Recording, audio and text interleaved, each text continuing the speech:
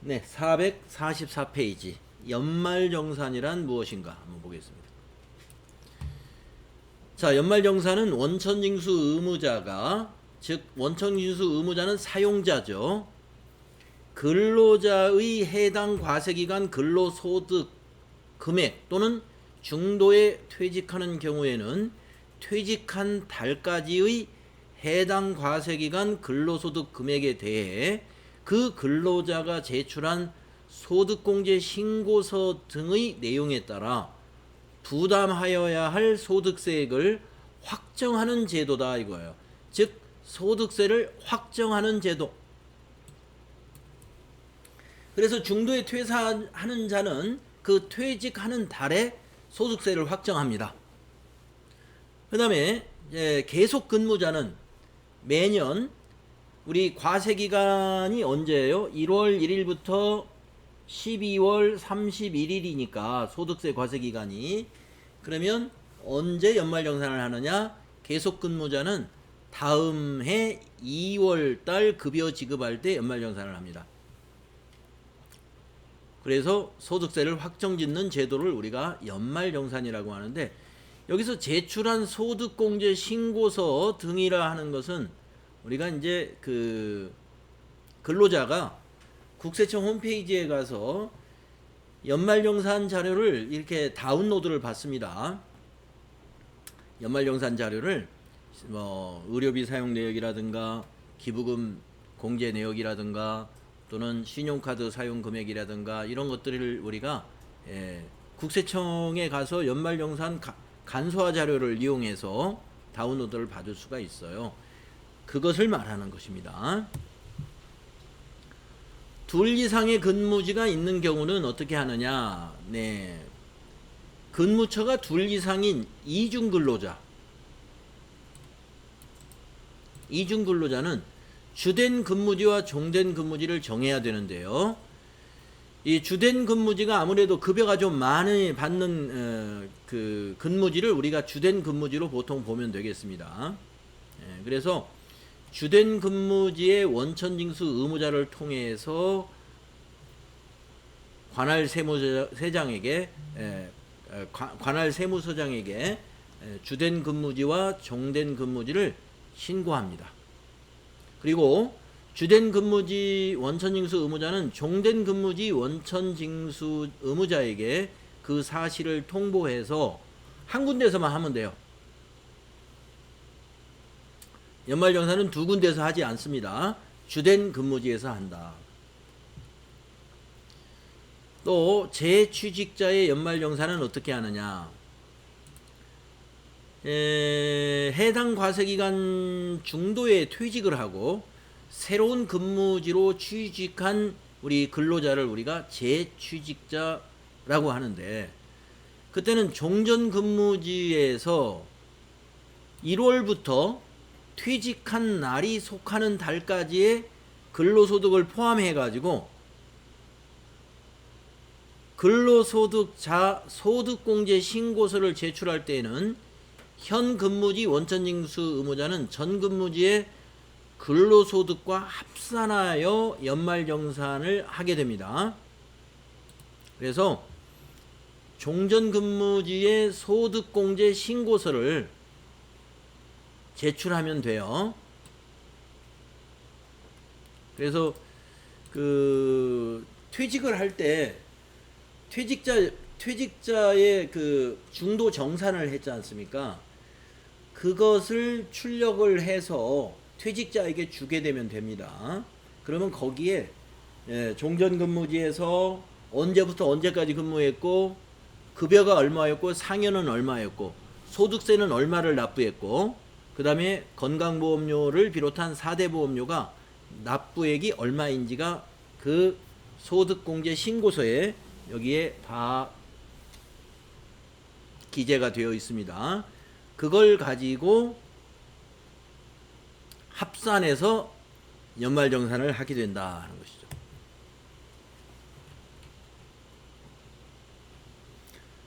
연말정산 자료를 입력하는 순서는 이러한 그 프로세스로 입력을 하게 된다는 것인데, 이걸 우리가 입력을 해보지 않고서 이걸 외운다는 것은 불가능하죠. 그래서 이제 우리가 그 연말정산 프로그램에 가보면은 소득명세라고 하는 탭도 있고요. 의료비 탭도 있고 신용카드, 기부금 이런 탭이 따로 있어요. 네. 그리고 보험료하고 교육비, 보험료, 교육비는 이 소득공제 탭에 가면 있어요. 이 소득공제 탭에 가면은 교육비 탭도 있고, 그리고 보험료 탭도 있고요. 그래서 보험료하고 교육비 세액공제는 이 소득공제 탭에 입력을 하면 되고요. 그래서 최종적으로 이 정산한 명세가 이 정산 명세서에 나타나는데, 정산 명세에 직접 입력하는 것도 있어요. 연금 불이백은 정산 명세에다 직접 입력을 하면 그것이 정산 명세로 작성이 돼요. 월세액에 관한 것도 입력은 여기다 합니다. 정산 명세에. 그러면 출력이 또 여기에도 출력이 돼요. 그래서 이 그림을 완벽하게 그리기는 좀 힘들었던 것 같아요. 그래서 그림을 대략적으로 이렇게 그려놨는데, 우리가 이제 수험생들이 그럼 이 흐름을 전부 외워야, 이 그림을 외워야 시험을 볼 수 있냐? 그러지 않습니다. 어느 탭에다 입력하라고 다 알려주기 때문에 여러분이 또 물론 시험 준비를 많이 한 사람은 그거 안 알려줘도 다 알겠지만 시험 문제에서 다 알려줘요. 의료비는 어디 탭이다, 신용카드는 어디다 하는 거 알려주니까 해당되는 데다 입력을 하면 됩니다. 그리고 이제 우리가 어디서 하느냐면은 연말정산 근로소득 원천징수 영수증, 이 메뉴를 이용해서 우리가 연말정산을 하게 돼요.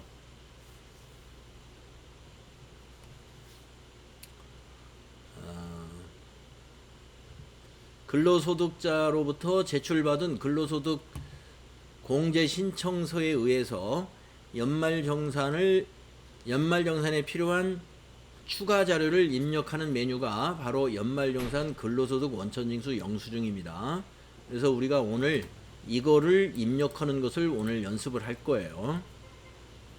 계속근무자의 연말정산인 경우 연말이라고 하는 데서 하고, 중도퇴사자의 연말정산은 중도라는 탭에서 하고, 전체 사원의 연말정산 내역을 조회할 때는 총괄이라는 탭도 있다 하는 것이죠.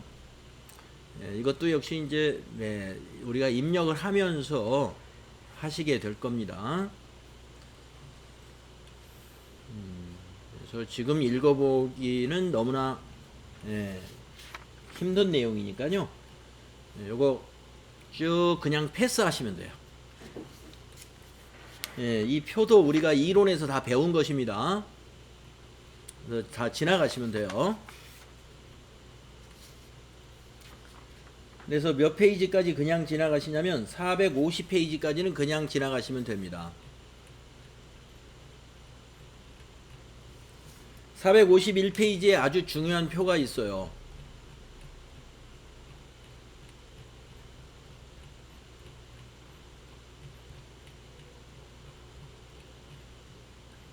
네, 451페이지에 1번과 2번 표가 상당히 중요한 표입니다. 이거는 꼭 우리가 좀 정리를 해둘 필요가 있어요. 이건 중요하니까. 이론 시험하고도 또 관련이 있고요. 자, 이 표가 뭘 의미하느냐면 1번 부양가족의 소득공제 여부 판단. 참고사항. 부양가족이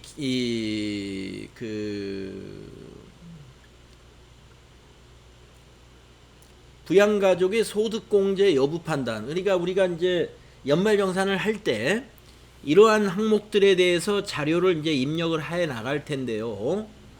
보험료부터 부양가족으로 이 사람들에 대한 보험료를 입력을 할 때 우리가 이 판단을 해야 된다는 겁니다. 무슨 판단이냐면은 부양가족 중에 가령 첫째 아들이 만약에 있다. 첫째 자녀가 있는데 그 첫째 자녀를 피보험자로 해서 보험료를 납부한 게 있어요. 소득자인 아버지가. 그러면 그 첫째 아들의 보험료를 입력해야 되느냐 말해야 되느냐의 판단이에요. 자, 나이 요건 뭐예요? 동그라미는 뭐냐? 나이를 확인해야 된다 이 말입니다. 자, 그러면 우리가 여기서 나이 확인이라는 건 뭐냐면 자녀였으면은 우리가 그 소득공제, 인적공제에서 자녀는 20세 이하를 말하는 거죠. 예, 20세 이하여야 돼요. 그래서 자녀가 나이가 20세 이하인가를 확인해라 이거예요. 그 피보험자인 자녀가 만약에 20세 이하가 아니다 그러면 그건 입력하면 안 돼요. 그러니까 나이가 만 20세를 초과한 자녀의 보험료는 전혀 입력 대상이 아니라는 거예요. 소득 요건도 뭐냐? 소득도 동그라미가 뭐냐면 확인해야 된다는 겁니다. 그러면 우리가 인적공제에서 소득이 있다 없다를 판단할 때 우리 기준 생각나시죠? 소득 금액이 100만 원 이하여야 돼요. 만약에 근로소득만 있는 자다라고 한다면 총 급여가 500만 원 이하. 아시죠? 그 요건에 맞아야 된다 하는 얘기입니다. 그 다음에 근로기간에 지출한 거냐 이것도 봐야 된다 이겁니다.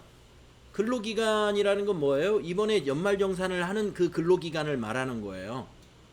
이번에 연말정산하는 그 근로기간.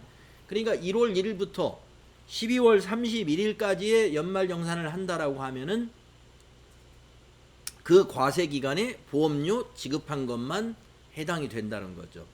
그래서 보험료는 여기 밑에 다른 항목에 비해서 뭐예요? 가장 까다로운 것이다. 가장 까다로운 것.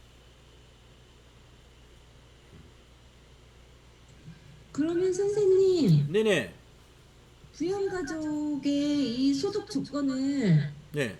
이 근로자가 배우자 거에 대해서 잘 모르거나 속이고선 네네. 사용자한테 제출을 하면 네. 이 회사에서는 그냥 그 사람 말만 믿고 해야 되나요? 아닙니다. 저기 연말정산 담당자가 그거 보고서 입력을 안 하죠. 네. 서류 같은 걸 보고요. 네네네. 네. 예. 그래서 담당자가 그런 거 체크해서 입력을 하지 않게 됩니다. 그리고 이제 요즘에는 그 연말정산을 그 홈택스에서 본인이 그러니까 근로자 스스로 하는 그런 시스템이 또 있더라고요. 네, 그러니까 담당자가 이렇게 이런 자료를 체크할 필요도 없는 거죠. 그냥 근로자 스스로 합니다. 그래서 그렇게 했다가 나중에 실수로 해서 입력을 하지 말아야 되는데 내가 보험료 세액공제를 받았다. 그러면 국세청에서 나중에 그거 잘못됐다고 피드백이 옵니다. 그때 고쳐서 다시 정산하면 돼요. 네. 그래서 만약에 회사에서 급여 담당자가 연말정산 담당자가 한 사람 한 사람 해준다 그러면 그 담당자가 다 알아서 걸러서 해야 됩니다.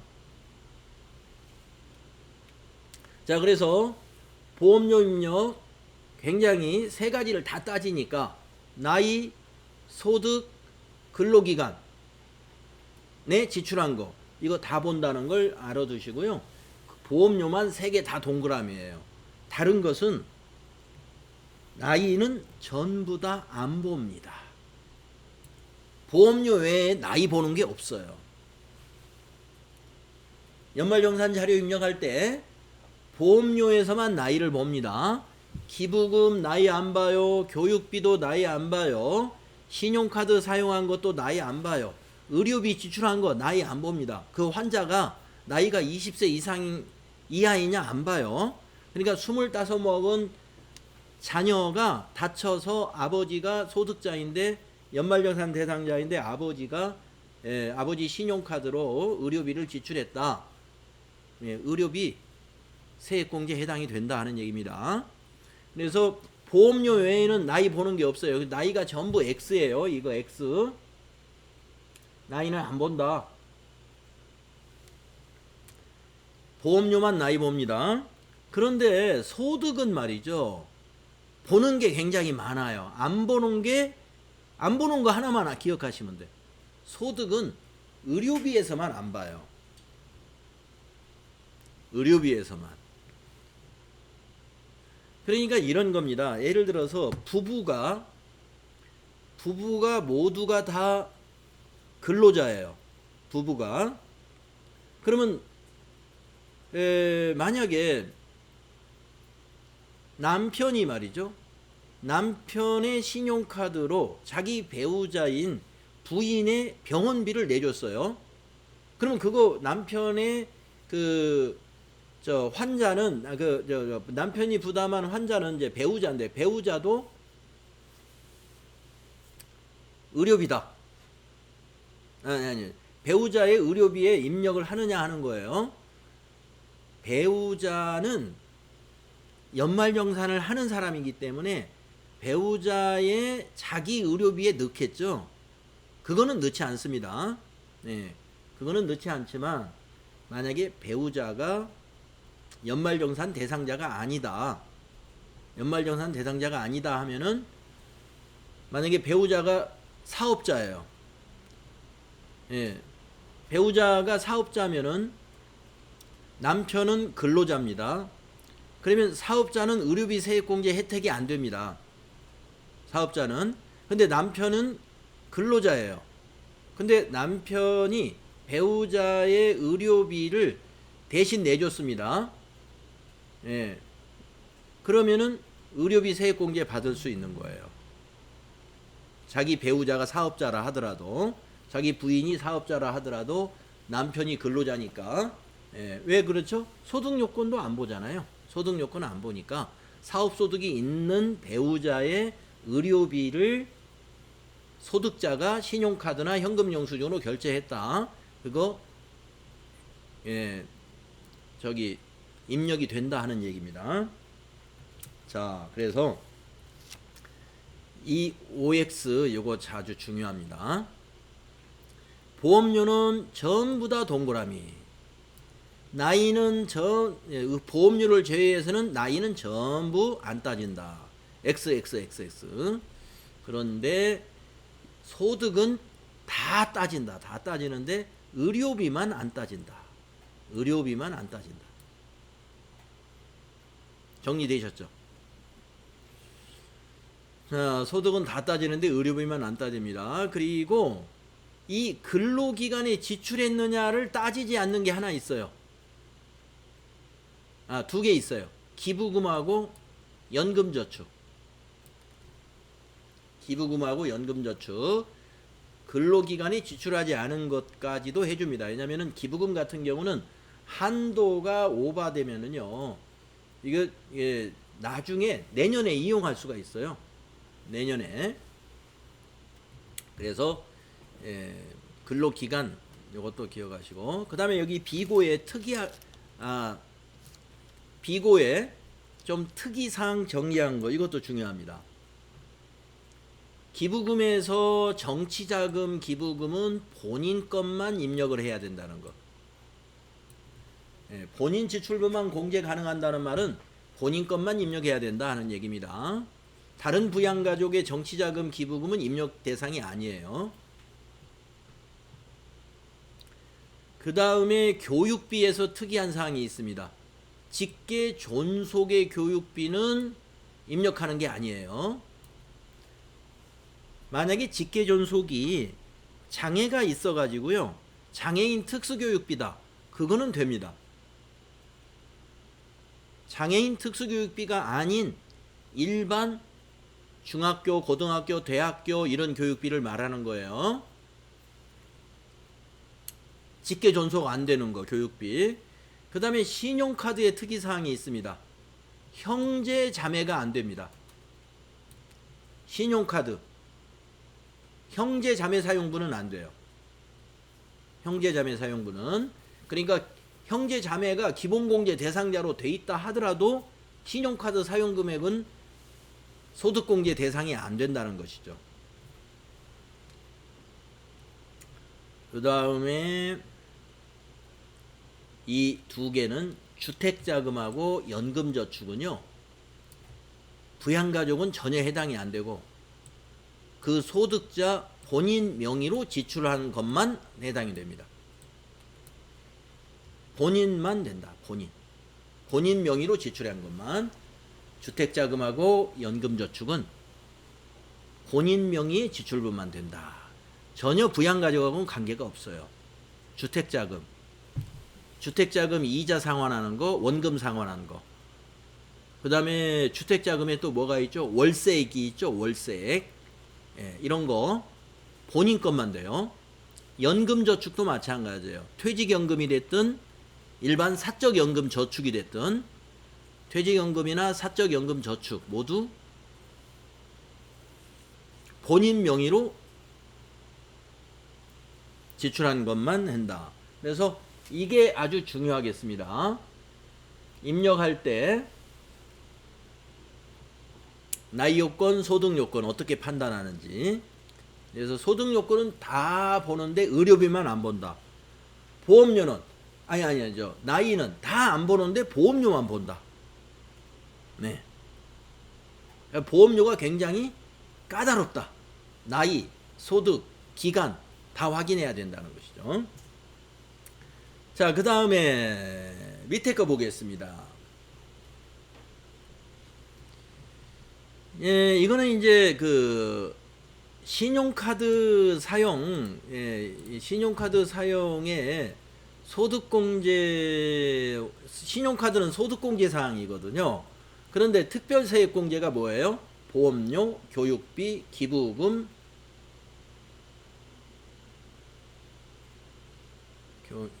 교육비, 보험료, 기부금,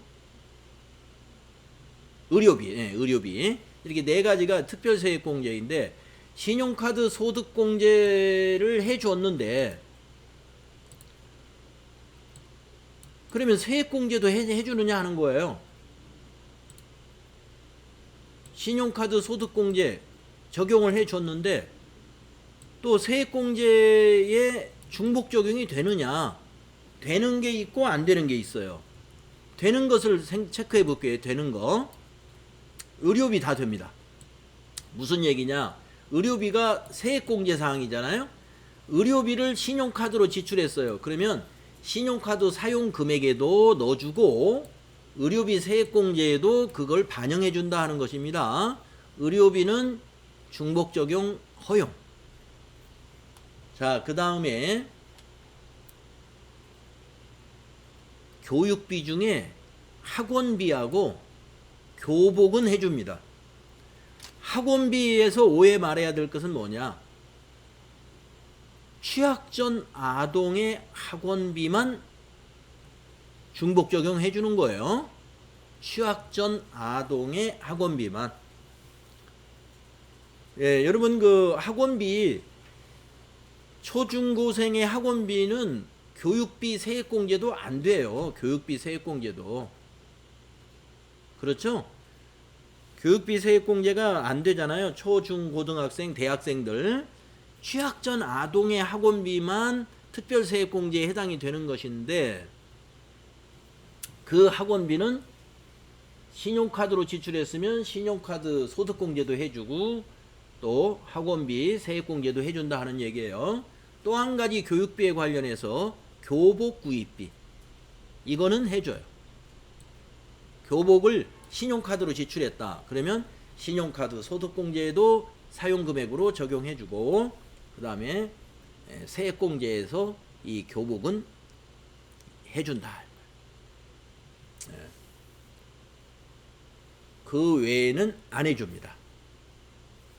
그 외에 보험료라든가 기부금은 신용카드로 기부한 거, 이런 것들은 신용카드 사용금액으로는 적용을 해주는데 신용카드 사용금액으로는 되는데 신용카드 사용금액이 안 돼요. 예. 기부금은 신용카드로 결제한 기부금은 기부금 세액공제로만 해줘요. 기부금 세액공제.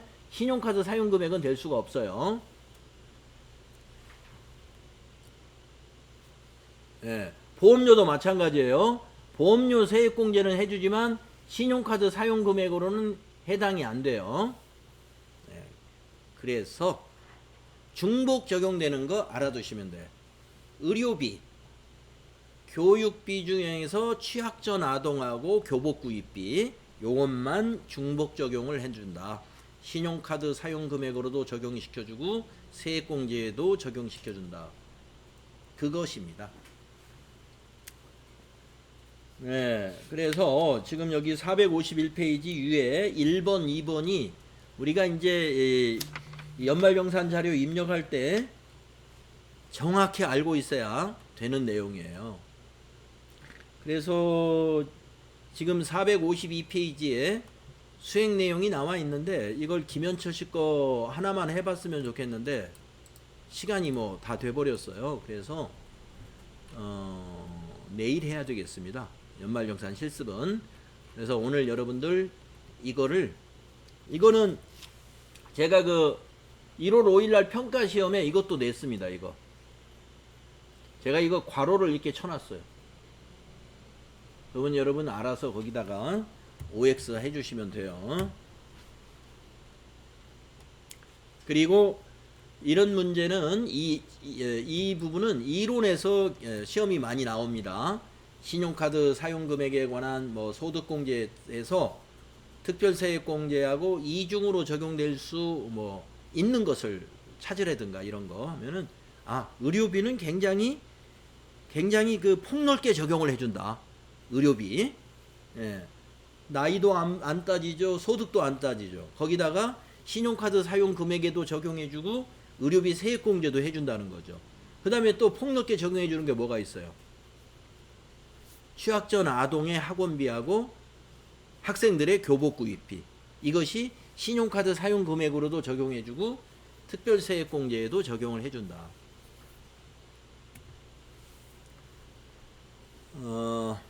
그 사항을 정리를 기억을 해두시는 걸로 하고요.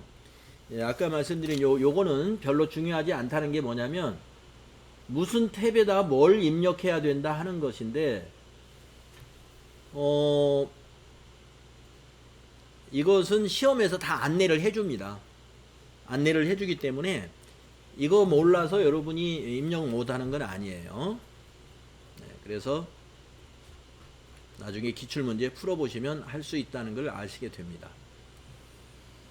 자, 여러분들 오늘 수고 많이 했고요. 내일 452페이지부터 실습하도록 하겠습니다. 혹시 질문 있으시면 질문 받겠습니다.